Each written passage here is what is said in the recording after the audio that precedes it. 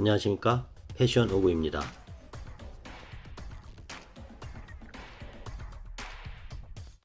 이번 영상은 은퇴 후 우리나라 순자산 상위 35%만 적정 생활이 가능하다. 그룹별 월 소득 수준 준비했습니다. 65세 기준으로 할 때 순자산 순위가 상위 35% 안에 드는 이들만 은퇴 후 적정 생활비를 확보할 수 있는 것으로 조사되었는데요.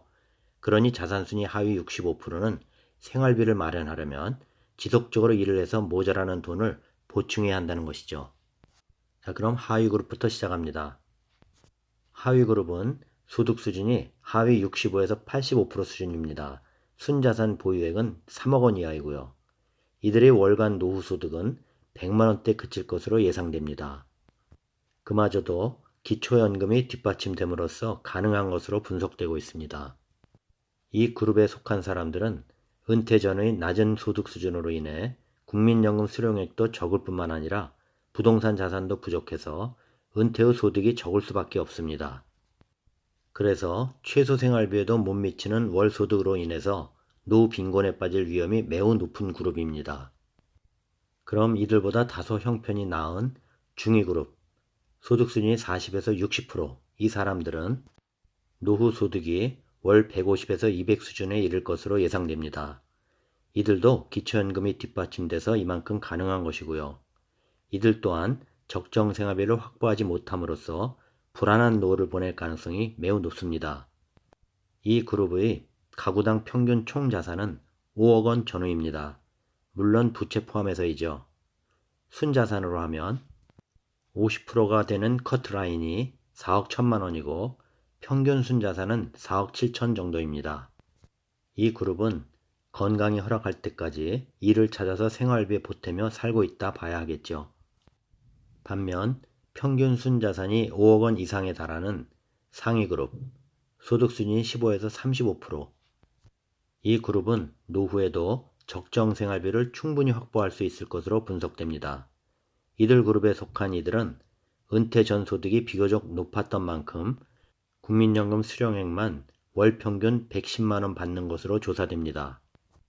이 밖에도 주택연금으로는 95만 원, 금융소득으로 50에서 100만 원을 매월 벌어들일 수 있는 것으로 예상되는 그룹인데 월 현금 흐름이 300을 넘어서고 있으며 다소 여유로운 생활을 영위하는 그룹입니다.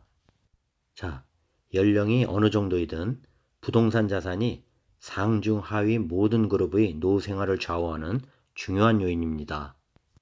또 자산순위 하위 그룹은 50대 후반에도 많은 이들이 전 월세살이를 하는 것으로 나타났습니다. 반면 중위 그룹의 경우 40대에 10% 정도가 비거주 부동산 자산을 보유하고 있으며 60대에 이르러서는 이 비율이 15%에 이르고 있습니다. 순자산 규모 상위 그룹은 30대 후반부터 비거주 부동산 자산이 증가하는 경향을 보였고 동시에 금융과 부동산 등의 자산을 고르게 분배해 놓고 있는 것으로 조사됐습니다. 한편 우리나라 가구의 총 자산 중에 노후 대비용 금융자산은 전체의 27%를 차지하고 있으며 그러니 나머지 73%는 부동산이라는 얘기죠. 자, 그럼 여기서 노후 대비 금융자산 규모가 1년 전에 비해 6.2% 증가했다는 점, 부동산 가격은 과거 2년간 매년 15% 이상씩 상승했습니다. 자, 그런데 최근 부동산 경기가 침체 조정기죠. 아마도 금년도 자산 규모 당연히 줄어들 것으로 예상되는데 각종 통계 자료가 늦게 반영되기에 내년 이후에 각종 부동산 관련 세금 문제에 시비가 일 것으로 생각됩니다. 자, 여기까지.